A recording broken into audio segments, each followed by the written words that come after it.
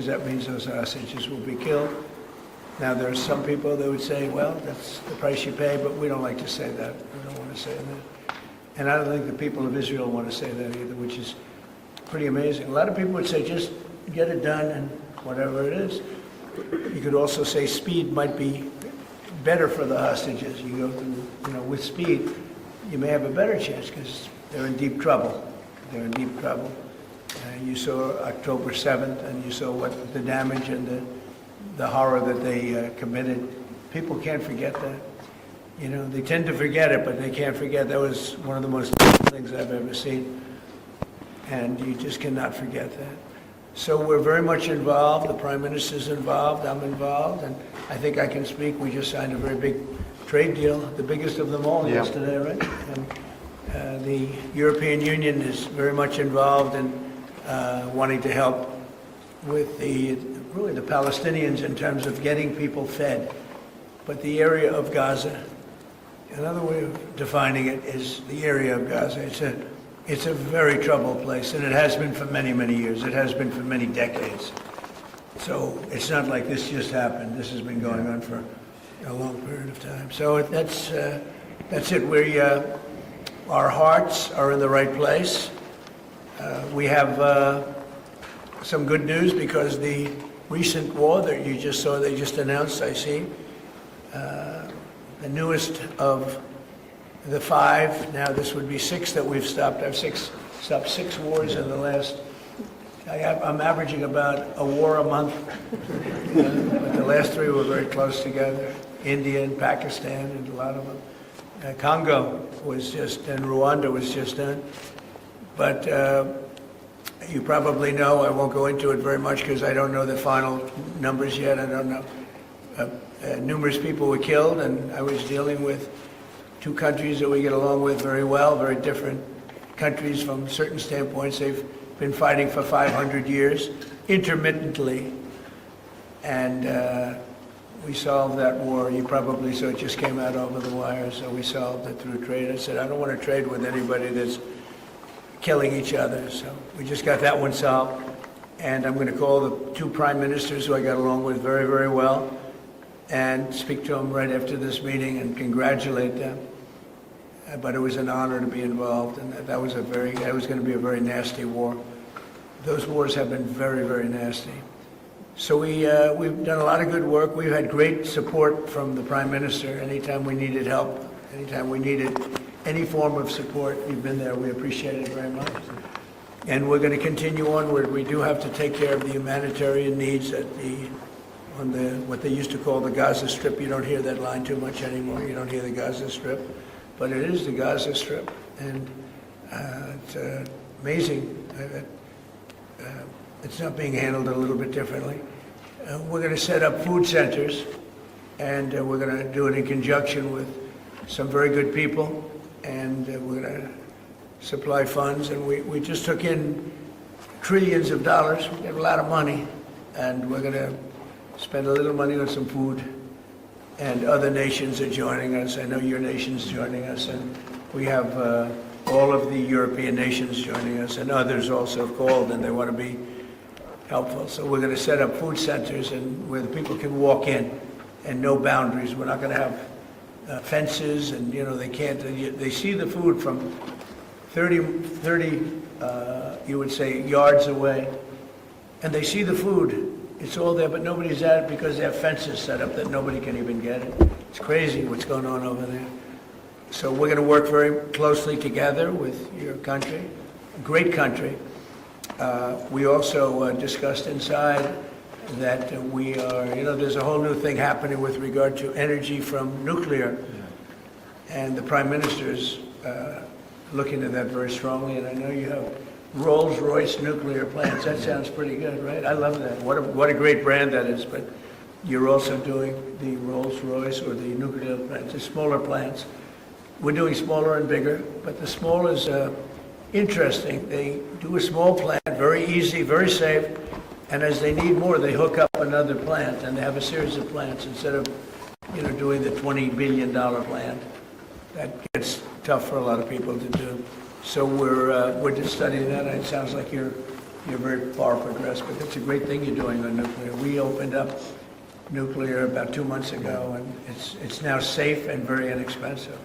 No, we see civil nuclear as a big part of the future as we go to sustainable, independent energy, and I think that between the two of us we can work very much more closely on this, and we've agreed that that's our ambition, that's our aspiration, and this is going to be a big part of the future when it comes to energy. And you can see in the last few years energy has been weaponised, prices have dictated both families and businesses across the United Kingdom, and therefore taking control of energy is a huge prize. So the more we can work together on this, the better, and small modular reactors are a very big part of the future here, and we've got great companies like Rolls-Royce involved in that. So I'm very much looking forward to working together with you, Mr. President. We'll do that. We're going up to your oil capital in a little while. We're going up to Aberdeen. That's called the oil capital of Europe. And that's a great asset that you have up there someday. If they ever change their thinking on that, you have a great and valuable asset. There's a lot of valuable resources underground there.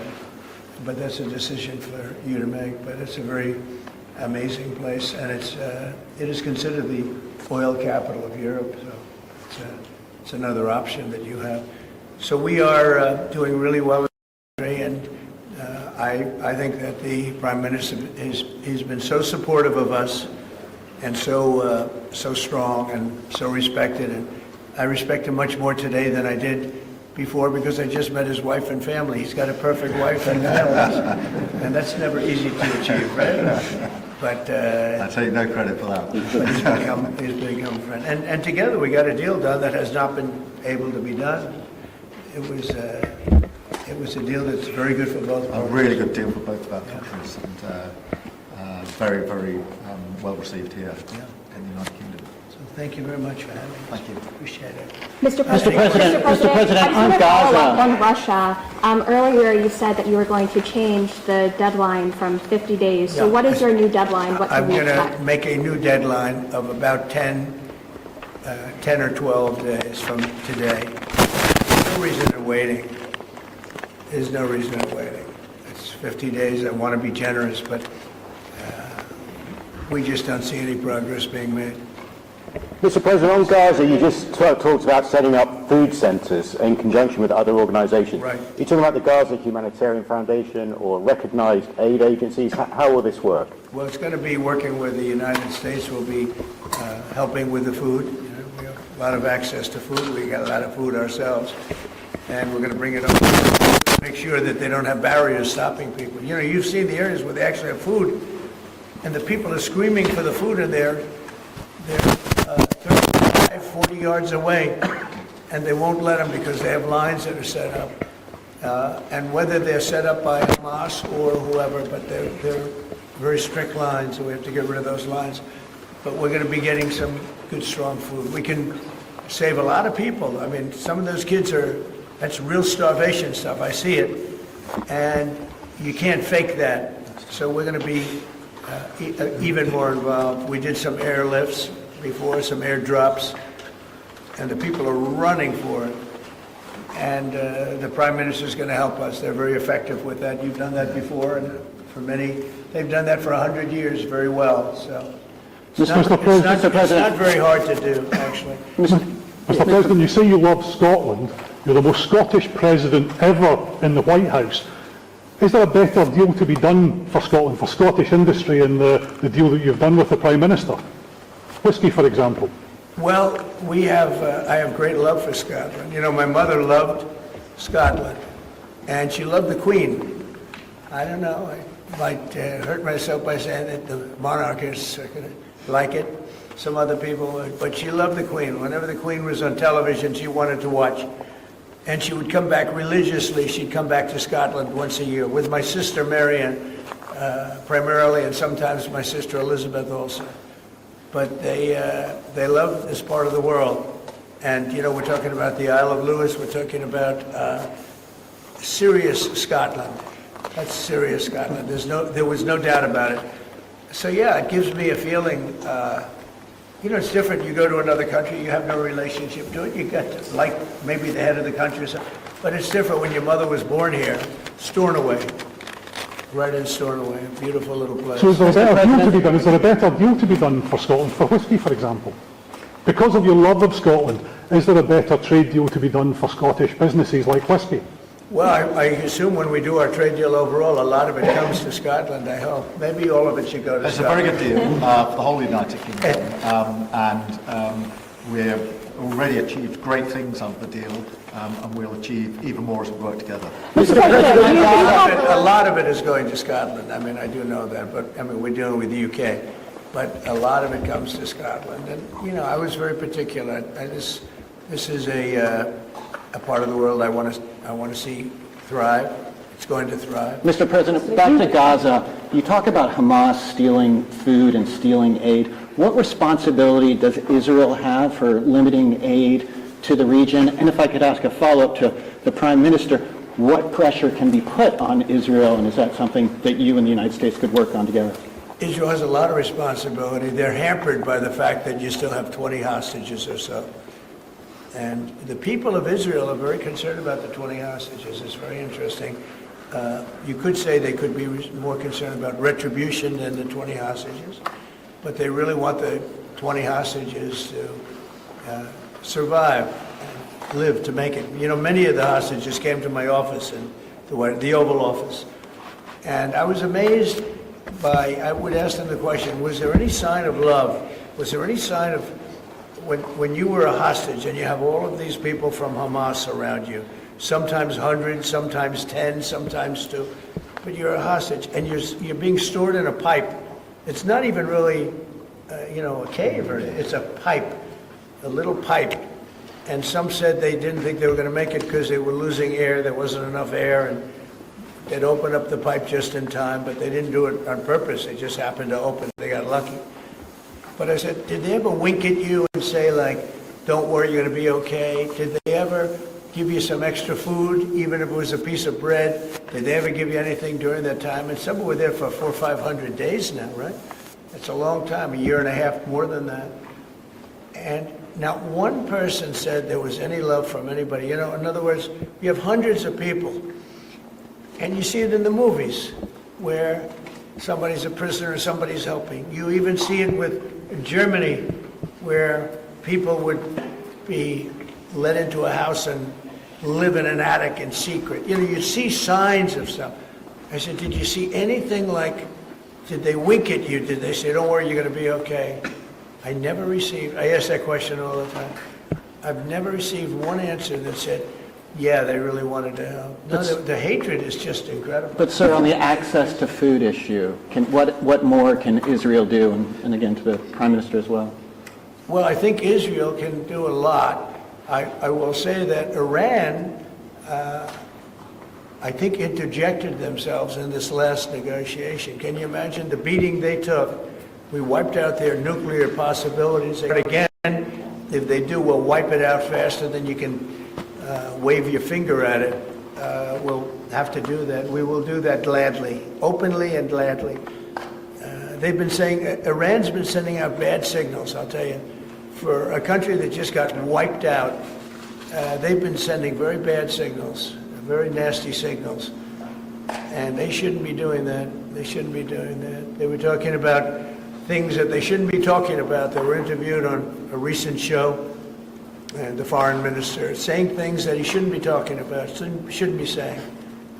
And I think they got involved in this negotiation, telling Hamas and giving Hamas signals and orders, and that's not good. That's not Prime good. Minister, I would say that we need to get the hostages out. They've been held for a very, very long time, and we must always start from there. But also recognise the situation on the ground in Gaza is absolutely intolerable, and I think that certainly speaking for the British public and myself, those images of starving children in particular are revolting, and there's a sense of revulsion in the British public at what they're seeing, and they know, and we know, that humanitarian aid needs to get in at speed, at volume. Yes, some could be airdropped, and we're working with others, with the US, with Jordan, on that, but the trucks need to get in because that's the only way you can get the volume in. And we do thank the President for the work he's done to try to get to a ceasefire, which we desperately need, but also to put aid in to the region. There needs to be much more of that. We need to galvanise other countries in support of getting that aid in. And yes, that does involve putting pressure on Israel because this is a humanitarian catastrophe now.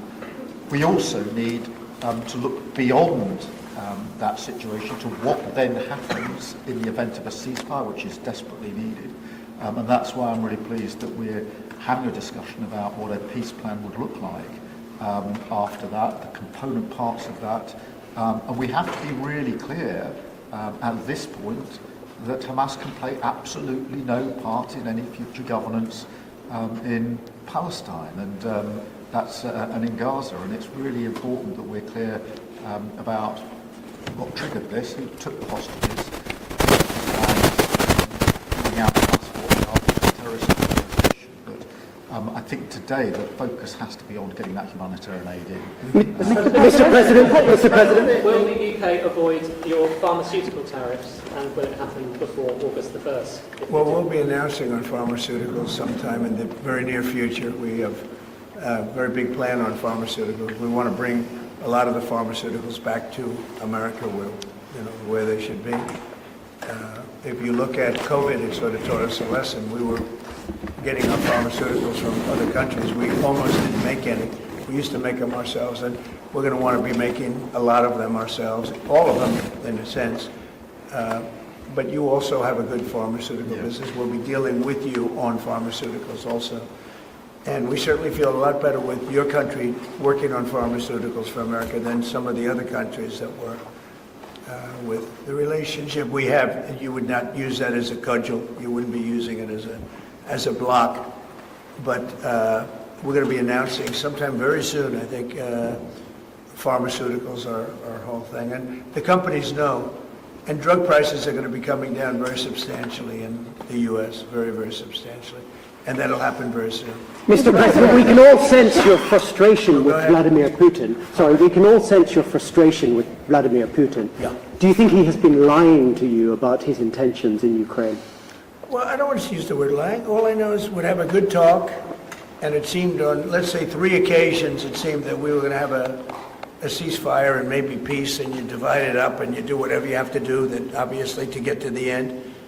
And all of a sudden, missiles are flying into Kiev and other places. And I say, what's that all about? I spoke to him 3-4 hours ago, and it looked like we were on our way, and then I'd say, forget it, and I'm not going to talk anymore. You know, this has happened on too many occasions, and I don't like it. I don't like it. Mr. President, you have a successful social media site.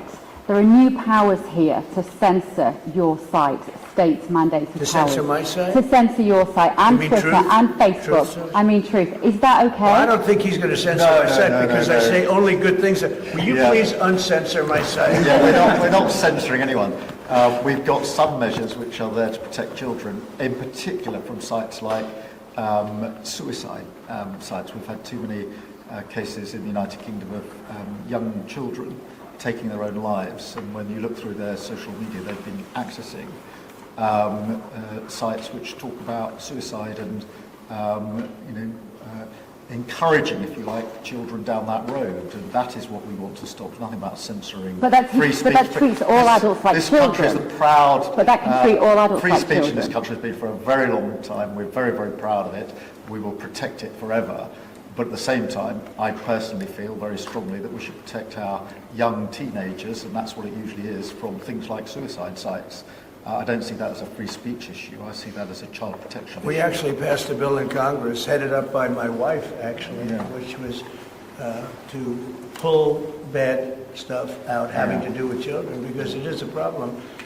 But I cannot imagine him censoring Truth Social. This is more of a very political, and it's been a very big success. It's not going to happen. And I only say good things about him and his country, so if they censor me, you're making a mistake. I'm going to give my ambassador the job, make sure it's not censored. I had not heard that. Mr. President, question about golf? You're a big investor in this area, Mr. President. Say it? You're a big investor in this area of Scotland. To put it mildly. To put it mildly. Like this ballroom that was built It's from amazing. scratch. Do you worry, though, about the risk of increased taxes here? Will that stop you investing? And do you have a message last night on the soccer to the English Lionesses who won the European trophy? So I think that I have a theory that low taxes bring growth. We just passed a big tax cut bill, the biggest bill in the history of our country, actually. And one big, beautiful bill. I used to call it the great one big, beautiful. We got the word great out. But it's actually called the one big, beautiful bill. It's essentially a very large tax cut bill for everybody. And our country's pretty soon, I think I can say it right now, our country's never done better. We had a country that was dead. It was dead 6 months ago, a year ago. Leaders from NATO, we had a very successful meeting at NATO, your prime minister was there. It was an unbelievable love fest with all of those countries. And they agreed to go 5% and all the things. It was very smart to do. But many of the leaders said, essentially, they said, your country was dead 1 year ago. 1 year ago, we had a dead, and we did. We had a dead country. We had a president who didn't know where the hell he was. We had horrible, horrible people running our country. I think they were sick people, actually, sick. You talk about censorship, those are big, that's all they did was censor, and they didn't know what to do. And they had high taxes. They wanted more tax, total censorship, transgender for everybody, men playing in women's sports, everything bad they wanted, and they still do. That's what they still do. That's why they're down at 15% or something, I saw it today, the lowest that the other part of the Democrats have ever been. But no, I find that when you lower taxes, you get growth. I will say this area, and the Prime Minister hasn't been here very long on all fairness. I think he'll be a tax cutter. But I find that as we cut taxes, we did more business. In my first tax bill, we cut taxes from 39% down to 22%. And we ended up at the end of the first year, when it was still a little raw, we ended up taking in much more revenue than we did at 39%. It was pretty amazing. And we're taking in a lot of revenue right now, and this was an additional tax cut. So I find, for whatever it's worth, tax cuts are very good. Mr. President, you moved up the deadline. It's now 10 or 12 days. Is the sanction the same that you're going to slap a 100% tariff on anybody who does business with Russia? So what I'm doing is we're going to do secondary sanctions, unless we make a deal. And we might make a deal. I don't know. You don't know. We've done so many peace deals. This is the one I started out with. And, I know President Putin called me. He wanted to know if I could help him with Iran. I said, no, I don't need your help with Iran. I need your help with Russia. And so that's the one deal that continues to linger. And, we're losing 5,000. They're losing. I'm not losing. You're not losing. But 5,000 Russian and Ukrainian kids a week are dying. And that's not mentioning the people that are dying also in towns where, he's lobbing missiles into certain towns like Kiev. And he's got to make a deal. It's too many people are dying. It's a really bloody war. And the 5 and now, they're really telling me that number is obsolete. It's like 7. That's terrible. So you have 7,000 Russian and Ukrainian soldiers dying every single week for no reason whatsoever. So you would think, based on common sense, you would think he'd want to make a deal. We'll find out. No communications publicly. Have you had any other, through any channels, conversations with the Russians reiterating this? In what? Reiterating this new pressure and deadline. And we're going to have you're the press. I'm reiterating it to you. I'd say 10 to 12 days. I'll announce it probably tonight or tomorrow. But there's no reason to wait. If you know what the answer is going to be, why wait? And it would be sanctions and maybe tariffs, secondary tariffs. You know what a secondary tariff is. And look, the Russian economy, I don't want to do that to Russia. I love the Russian people. They're great people. I don't want to do that to Russia. But this thing, they're losing a lot of Russians. They've lost 1 million Russians And that's the, sons, that's the sons and daughters of Russian families. They leave the house, they go, bye mom, bye dad, and then they get blown away. And Ukrainian too. Look at Ukraine. It's a disaster what's happened there. But it continues to go on. As you know, we made a deal where the European Union is essentially involved, but it's NATO, and we're supplying weapons to NATO. NATO's now paying because the United States, because of Biden's in for $350 billion, the European nations are in for about $100 billion. It should be the opposite way, by the way, because we have a big ocean in between. It should be the opposite way. But I think that eventually something's going to happen. It should happen fast. So many people are dying. When I settled out with Congo and Rwanda, they lost almost 8 million people. And it just made so much sense. And if I didn't get involved, they wouldn't have done it. They weren't even thinking about settling it. It was just going on forever. And nobody could go into those territories because they'd get killed. They'd get killed. And now they have I hear it's a whole different ballgame. We settle it. This is one that should be settled. Russia, Ukraine. This is one that really should be settled. Mr. President, on Scotland, Mr. President, Scotland's First Minister has today set out his plans for a second referendum on Scottish independence. Can I get your reaction to that as someone with deep ties to Scotland? Sorry, Mr. Prime Minister, can I also get your thoughts on that? If the SNP do win a majority at next year's election, then they have the right to hold a referendum, do they not?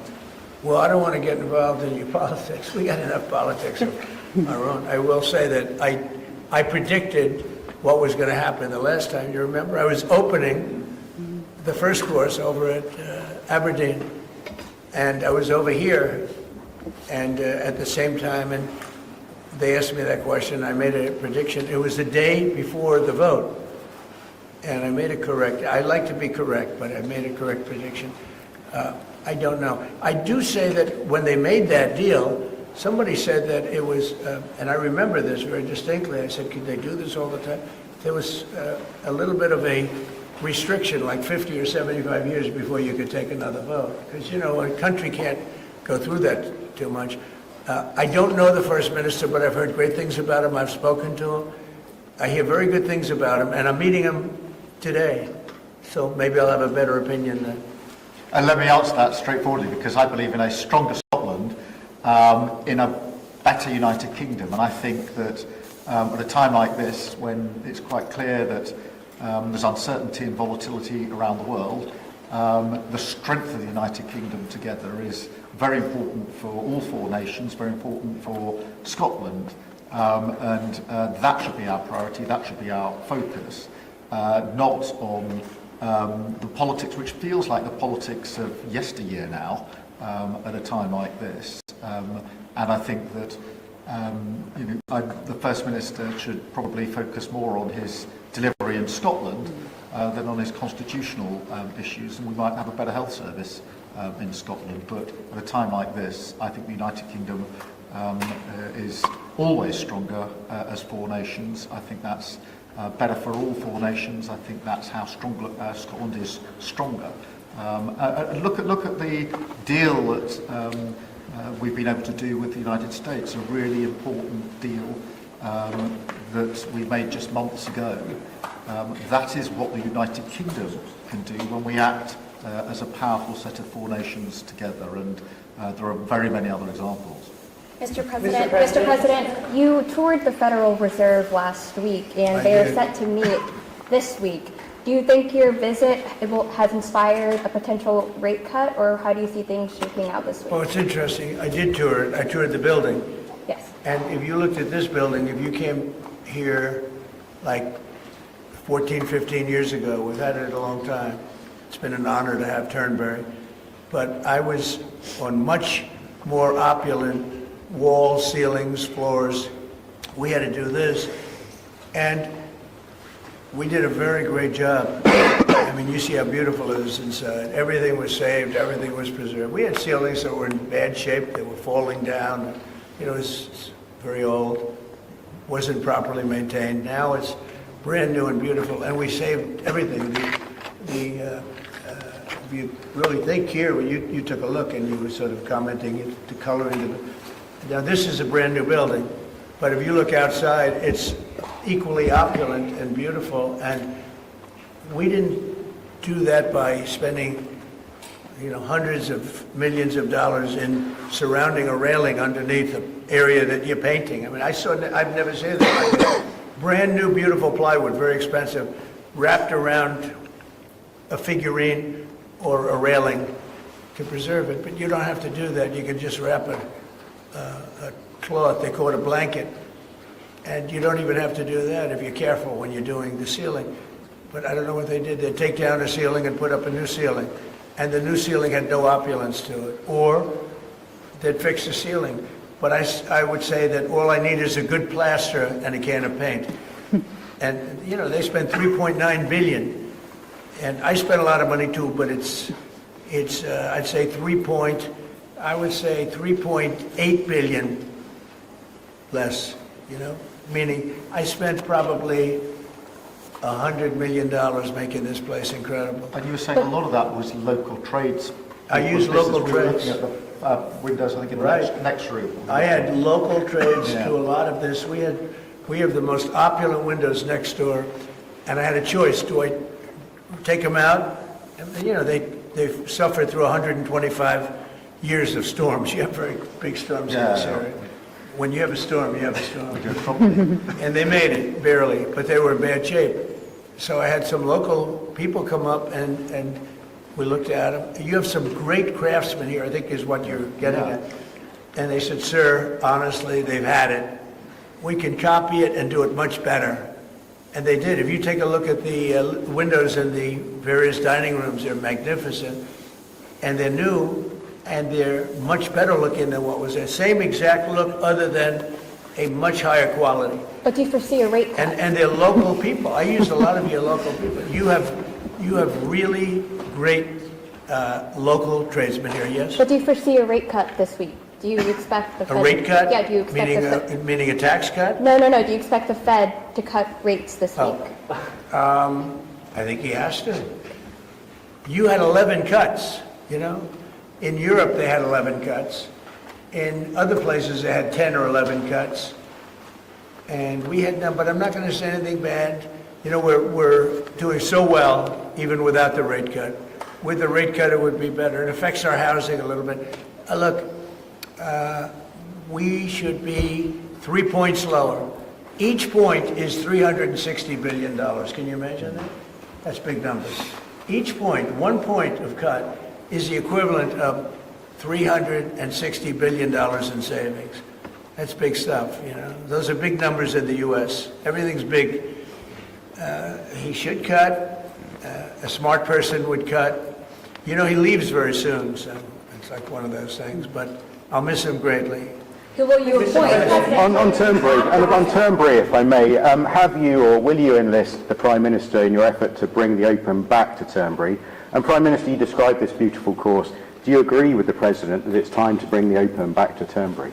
Well, as you know, that's not a matter directly for me. That's for the sporting authorities. But look, I mean, it is the first time I've been here.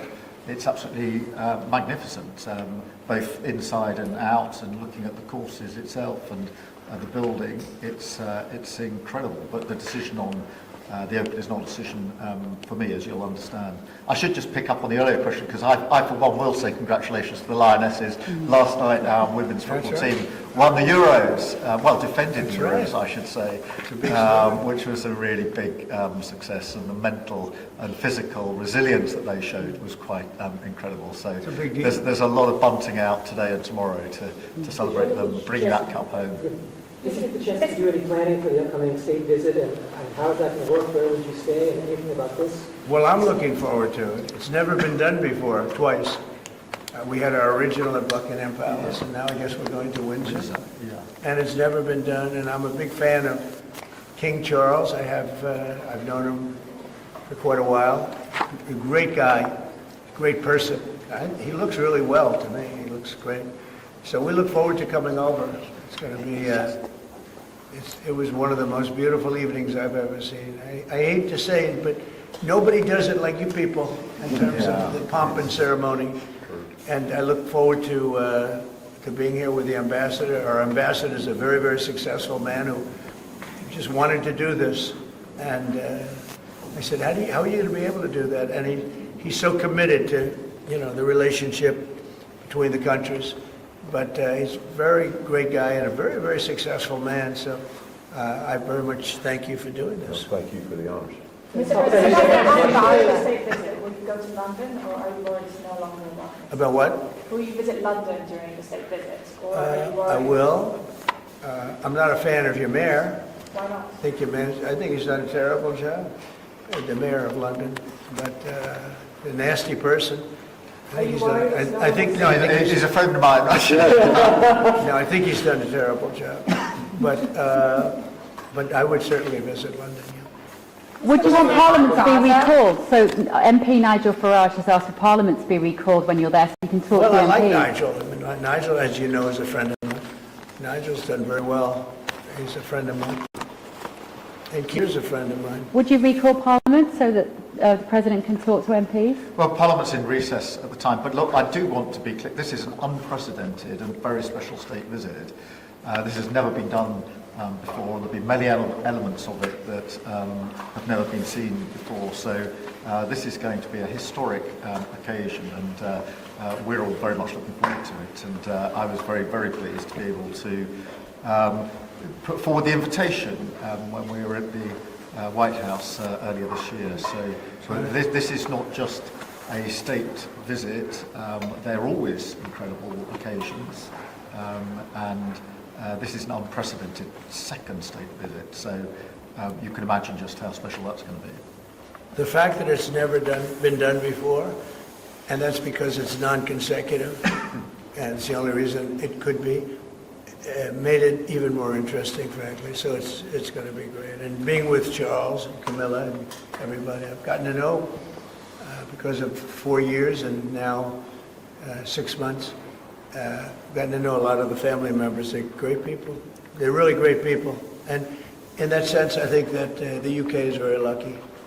You can have people that weren't great people. I don't know if I'd say that, but you could have people that weren't. But we're very lucky to have our Yeah. royal family. They're absolutely fantastic. so we really look forward to that. As far as Parliament, if he wants me to speak in Parliament, I'll do it. There you go. But it doesn't have to be then. It could be some other time. Maybe we should save it for another time.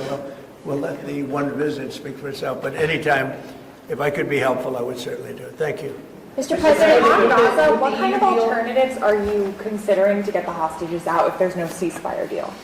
Well, there are a couple of alternatives. Some are pretty strong, but the most sensible alternative is talk and negotiation. But I said a long time ago, at a certain point, they're not going to be talking because they're going to lose their shield. The hostages are a shield for them. They did horrible things on October 7th.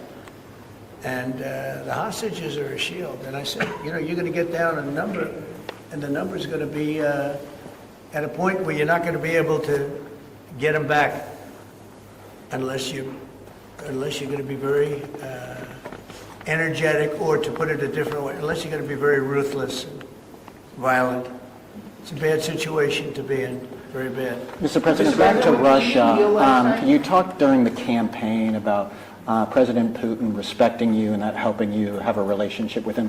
Do you still feel that way, that he respects you, considering the conversations you've had that have been really nice, or is he being disrespectful? I've always gotten along with President Putin. I had a great relationship with him. And he went through the Russia hoax too. It was, we used to talk about it. We used to say, it's too bad we really can't do anything between our country. Because if we did, they'd say, some... Look, I was tough on Putin because I was the one that closed up Nord Stream, and Biden came along and opened it up. I was very tough on Putin in one way, but we got along very well. And I never really thought this would happen. I thought we'd be able to negotiate something out. And maybe that'll still happen, but it's very late down the process. So I'm disappointed. And the funny thing is that their economy isn't that big, and it's having a hard time right now, but it's a relatively small economy. A strong military, but strong economy. And it used to be a strong economy, now it's not. He's going through a lot. Economically, it's not easy, but it's pretty small. compared to that magnificent size of that land, the land is massive. It's got, I guess, 9 time zones or something. It's a massive piece of land. Russia could be so rich. It could be so rich. It could be thriving like practically no other country. And they're holding that back because we can't. He wants to do trade deals with us. He talks about it all the time. He wanted to. And I envision that, a lot of trade with Russia. They have a lot of valuable things. When you talk about rare earth, they have serious rare earth, right? They have just about every form you can have. So, Russia could be so rich right now. Instead, they spend all their money on war. They spend everything on war and killing people, and it doesn't make sense to me. I thought he would want to end this thing quickly. I really felt it was going to end, but every time I think it's going to end, he kills people. Could a meeting help, and are you considering, as been proposed, to meet in Turkey in August? I'm not, I'm not so interested in talking anymore. He talks, we have such nice conversations, such respectful and nice conversations, and then people die the following night with a missile going into a town and hitting, recently I guess the nursing home, but they hit other things. Whatever they hit, people die. So, Adam. We've just had a sense of your differences in political persuasion where Nigel Farage and Sadiq Khan came up in conversation. I wonder if you have any advice, either of you, for a very divided, polarized world on how you make your relationship work when you come from... Not differences. I happen to like both men. I like this man a lot, and I like Nigel. And, I don't know the politics over here. I don't know where they stand. I would say one is slightly liberal, not that liberal, slightly, and the other one is slightly conservative. But they're both good men. Prime Minister, we like each other, we respect each other, we get on, and we've both got a great love of our countries, of our families, and therefore there's a huge amount that we have already achieved actually together and will achieve as we go forward, leading our respective countries, and of course the relationship between our countries.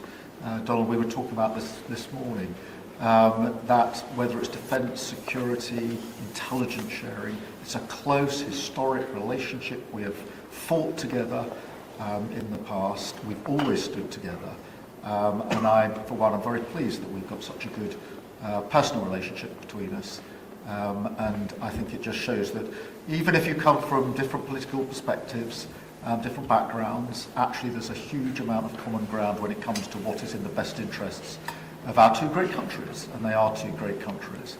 And I think that because we focus on what's best for our countries, we get along very well, and I'm very pleased that that's the case. Mr. President, your Treasury... He wants to cut taxes as much as he can. And, politics is pretty simple. It's, I assume there's a thing going on between you and Nigel, and it's okay, it's two parties.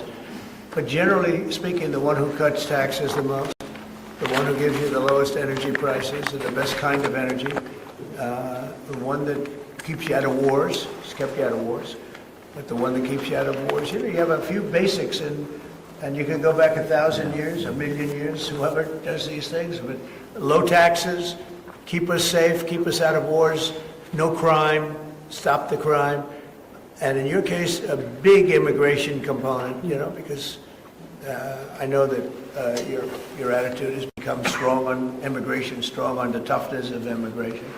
But I think whoever's going to be, I think I won because we had a lousy president, to be honest with you. We had an incompetent president. But I won because I was very strong on immigration. Now, we had inflation. We had sort of a bad economy with this guy. We had a lot of problems, but I focused on immigration more than I did anything else. And I think I won because of immigration. I think I won because of the border. I had a bad border where millions of people were coming in to our country illegally. And as you know, in last month, 0 people came into our country illegally, 0.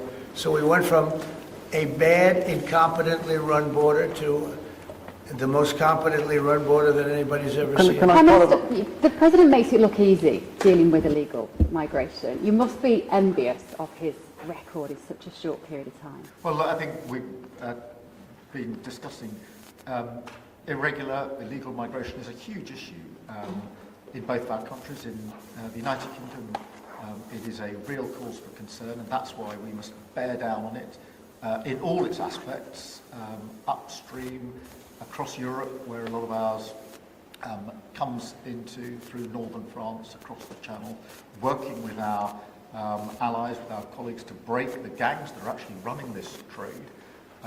But equally being very strong that when people have arrived in this country, who've got no right to be here, then we should be removing them to their own country. And that's why I'm really pleased that we've been able to focus on this very intensely and get 35,000 people out of the United Kingdom who had no right to be here. Because the message has to be, you can't make your way to the United Kingdom. We won't tolerate our rules being broken.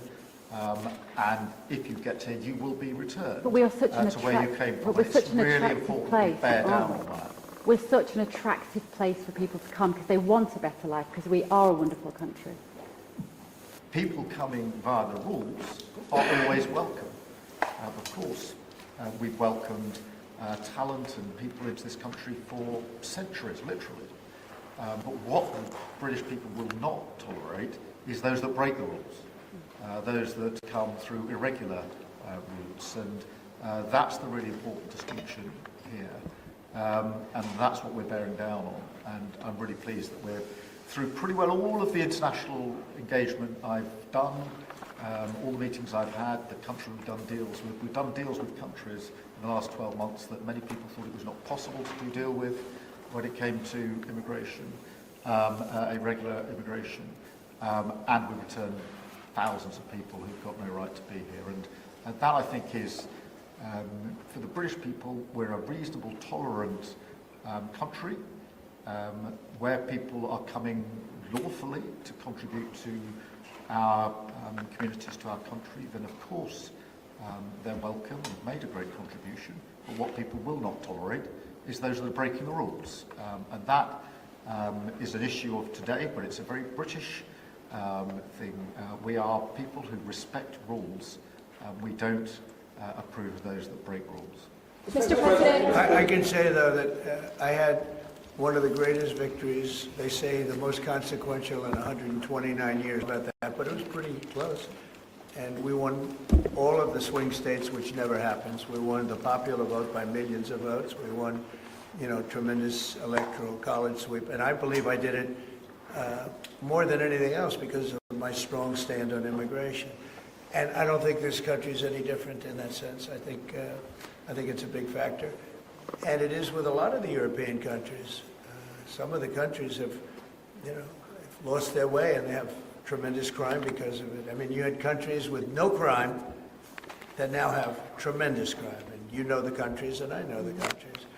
And so I think it's a huge factor in any election, not just this election, but in any election. I think the one that's toughest and most competent on immigration is going to win the election. But then you add low taxes and you add the economy. He did a great thing with the economy because a lot of money is going to come in because of the deal that was made. But I think that immigration is now bigger than ever before. Mr. President, your Treasury Secretary is meeting with Chinese trade officials. Right now. Right now. Have you received an update? Do you expect a deal when these talks are over, especially with the August 1st deadline? No, they're meeting right now. And, we have a good relationship with China. But China's tough. And like you're tough, we're all tough, yes. But we're going to see what happens. We just concluded our deal with Japan. It was very good for everybody. We're making, great deals. We're making deals that are good for us, but we want them to be good for everybody. It's important. It's sometimes I'll do something that I shouldn't do because it's not very important for our country, but it's very meaningful for the country on the other side. And I'll let them have that point because it's very important for them. So I don't know, but we've made a lot of deals in the last couple of months. And then ultimately, as you might as well know, we're going to just Because we have, you have 200 countries, more, but people don't know that. You got a lot of countries. And I wouldn't want to sit down with 200 people and have to deal the way he was calling me all the time, we want this, we got to have that, he's a tough negotiator. These are, look, they're smart people, they're tough negotiators, they know what they want. And, but we're going to be setting a tariff for essentially the rest of the world. And that's what they're going to pay if they want to do business in the United States. Because you can't sit down and make 200 deals. But we've made the big ones. We just finished Indonesia. They opened up their country. We just finished Japan. They opened up their country. Japan opened up the country. They were totally closed. They opened up to our cars, even to rice. Rice was a big deal. They would never take anybody else's rice. They'd take in rice. But they opened up their country. Philippines, we just finished. They opened up their country. They were very closed. I'd love to see China open up their country. We're dealing with China right now, as we speak. Yeah, we're dealing with China right now. The deal you've got with the UK is better than the one with the European Union. Is that because you think Brexit was a good idea for this country? Well, look, we have a very special relationship with this country. Like, my mother was born here. And not only born here, loved it. She'd come back, I told you, religiously every year. And she'd go up to Stornoway and see her relatives. But she loved the country. Yeah, that probably it always has an impact. Always has an impact. But, Germany has a new leader, and I think he's terrific. I think you like him too. Yeah, I think he's terrific. My father was born in Germany. Or his parents were just out. But, so, you have a lot of feeling for this part of the world. I do. I want to see this part of the world do well. Germany, Scotland, UK. I want this part of the world to do well. All of the nations. You do feel a certain, you have a warm feeling toward a part when your parents are born essentially here. And I think maybe it's slightly different. Maybe it's not. I don't know, but maybe it's slightly different. Mr. President, how did we rule out a pardon for Ghislaine Maxwell when we landed? Is that something you would ever consider, and why? Pardon for who? For Ghislaine Maxwell. Well, I'm allowed to give her a pardon. But you are. Nobody's approached me with it. Nobody's asked me about it. It's in the news about that aspect of it, but right now it would be inappropriate to talk about it. So. Mr. President, your opposition to offshore wind is well known. In Scotland, wind is a disaster. But in Scotland and across the UK, wind farms are I know, it's a shame. Offshore, it's not his fault. Well, I used to tell Alex them. Have you spoken to the Prime Minister, and will you speak to the First Well, Minister? all I can do is give my win.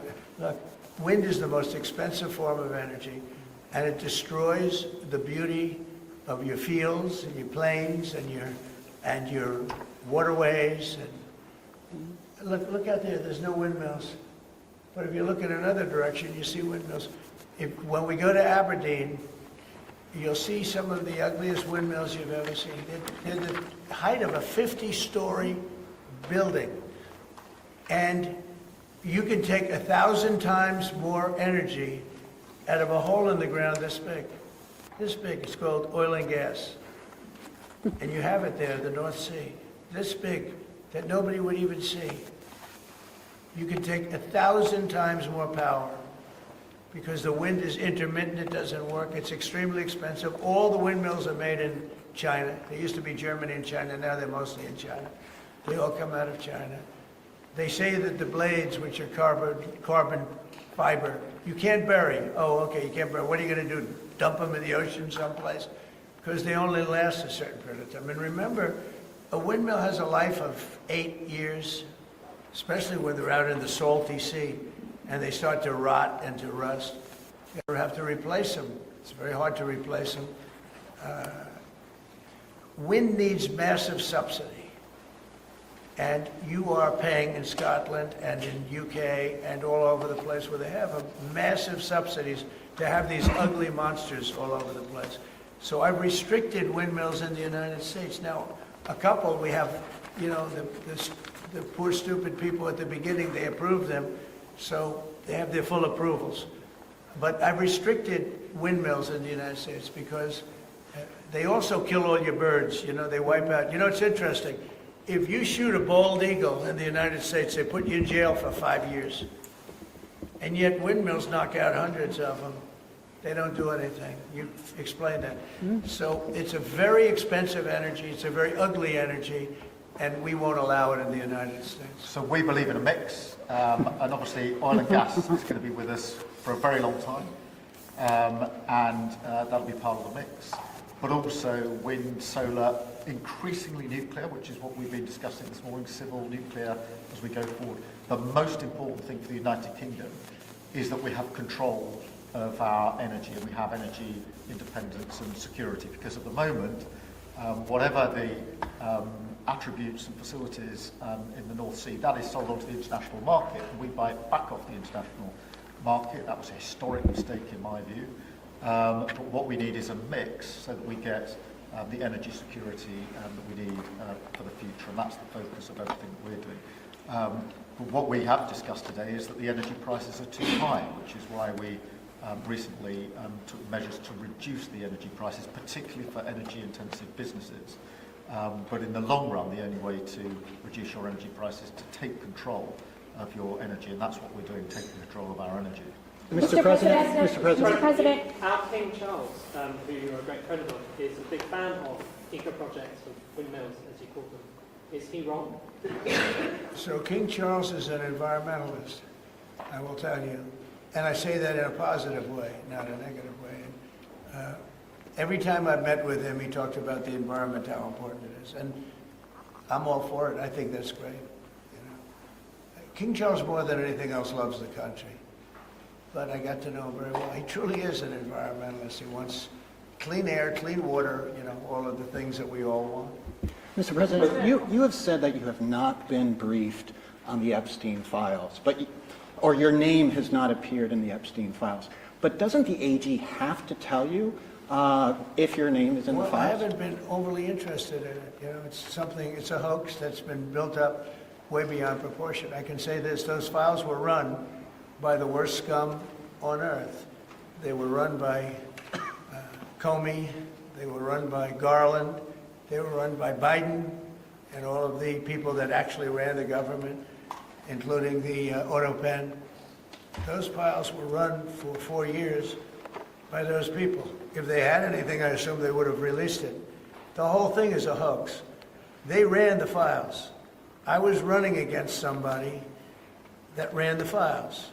If they had something, they would have released. Now, they can easily put something in the files that's a phony. Like, as an example, Christopher Steele, a person you know well, happens to be from your country. But Christopher Steele, as an example, wrote a book, a dossier. We call it the fake news dossier. And the whole thing was a fake. The whole thing was a fake. They can put things in the file that are fake. But those files were run by bad, sick people. If they had anything, why didn't they use it when I was killing Joe and then he gave out because he was 25 points down? And then I got somebody new. Nobody even knew anything about her. She was a horrible vice president. She was a border czar, but she never went to the border. She never once called a border patrol agent to find out how we're doing, but she was the border czar. Her name was Kamala. Nobody knows her last name. It was Harris, but nobody knew her last name. So I ended up, how would you like to end up in a race where you're killing somebody, you're beating him, and then they say, all right, we'll take him out. He's not working. Let's put somebody else. And then she had a 6-week honeymoon. It was amazing. They predicted she would have a 6-week honeymoon, and she did. And then she got slaughtered. Do you feel that? But think of it. Those files were run by these people. They were run by my enemy. If there was anything in there, they would have used them for the election. Do you feel I think that drawing, I think I heard you say something the other day, that the drawing that was the subject of the Wall Street Journal report. I don't do drawings. I'm not a drawing person. Do you think it was fraudulent? I don't do drawings. Sometimes people say, would you draw a building? And I'll draw 4 lines and a little roof, you know, for a charity, so.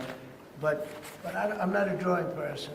I don't do drawings of women, that I can tell you. They say there's a drawing of a woman, And I don't do drawings of women. And also, you know, Epstein was always a very controversial guy. I was at a very high position, you know, pretty much all my life. In all fairness, I've been doing this for a long time. I had the top show on television. I had the #1 bestsellers. I had everything, right? And I was a very successful business guy. He was a very controversial. Who would do a controversial drawing? Now, with that being said, they say there were many letters done by many people, and many big people, you know, big successful people. But I just don't. When you talk about files, I just keep going back, and other people too. Even the enemy says this thing is not correct, because if we had it, we would have used it on the guy. It's a bad issue. They say it's a good issue for Trump. Do you know that my poll numbers are up 4.5 points since this ridiculous Epstein stuff?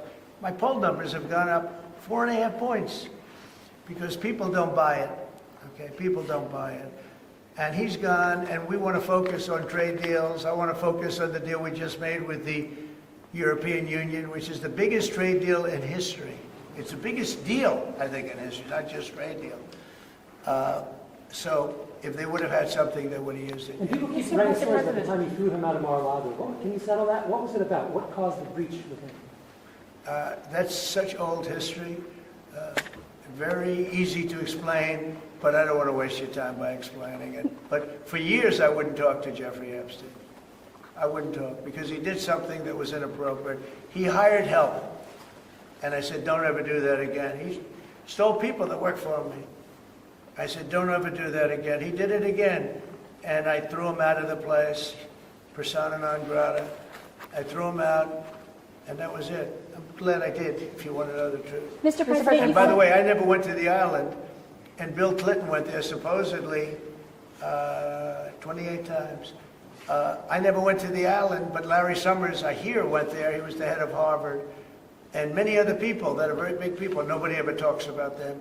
I never had the privilege of going to his island, and I did turn it down, but a lot of people in Palm Beach were invited to his island. In one of my very good moments, I turned it down. I didn't want to go to his island. Yeah. Mr. President, on Gaza, next time you speak to Netanyahu, what will you be asking him to do? Say it one louder. Next time you speak to Netanyahu, what will you ask him to do to end Well, I'm going to the say, look, we're giving money and we're giving food, but we're over here and we're over in the United States, and I think I can speak for the Prime Minister. We're giving money and things. He's got to sort of like run it. What should he do? Well, I want them to make sure they get the food. Open. I want to make sure they get the food, every ounce of food. I think you want to say absolutely. because that food is being delivered, Mr. or President, at least all of it. you said you were going to set essentially a tariff for the rest of the world. The world. What percent will that tariff be? I would say it'll be somewhere in the 15 to 20% range. So maybe 15 or 20 or? No, I said, you know, I sort of know. I just want to be nice. I would say in the range of 15 to 20%. Did you just an offer you might operate to UK steel? Probably one of those two numbers. It's an offer for UK and steel aluminum makers here are worried about tariffs. Will you do anything to help them here? Aluminum? And steel. You're a pretty big aluminum maker. Yeah, that's already covered in the deal that we've agreed.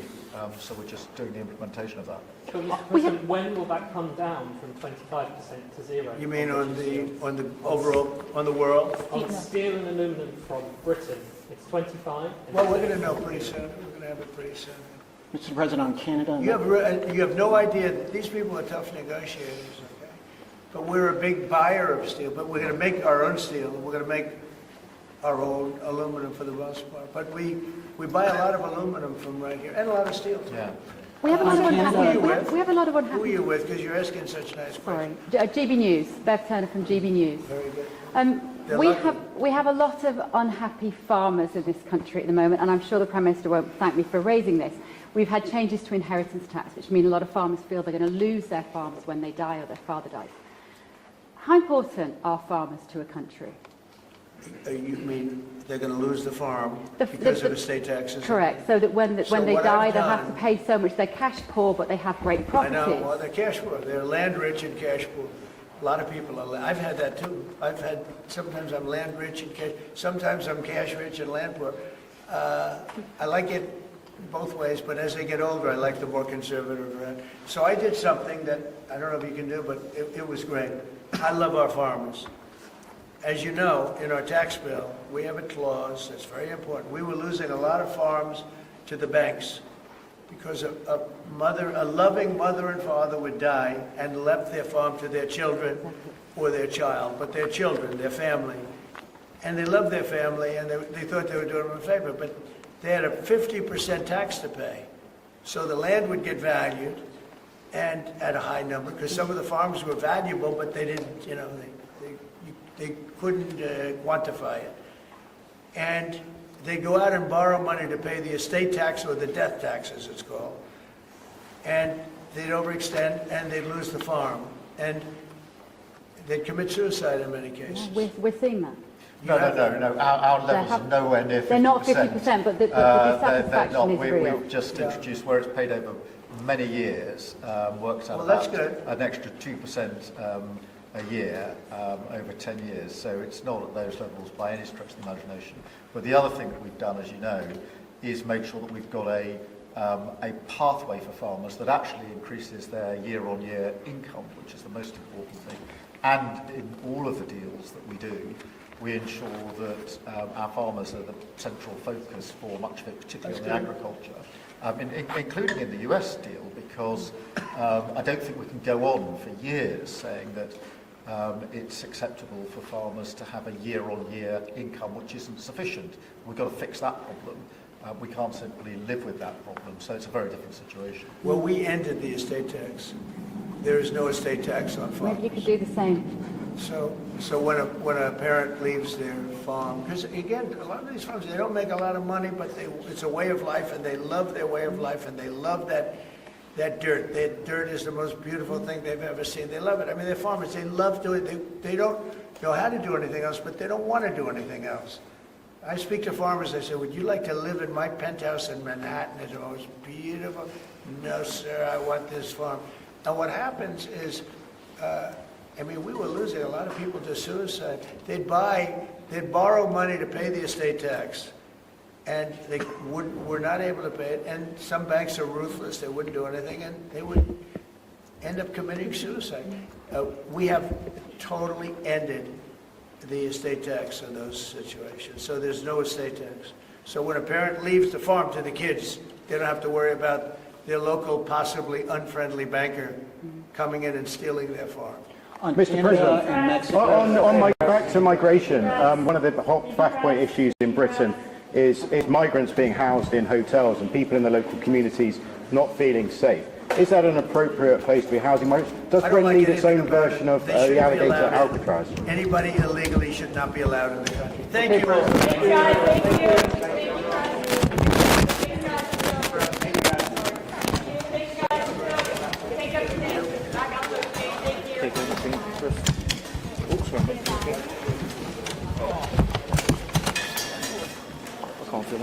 Thank you guys. Keep moving those.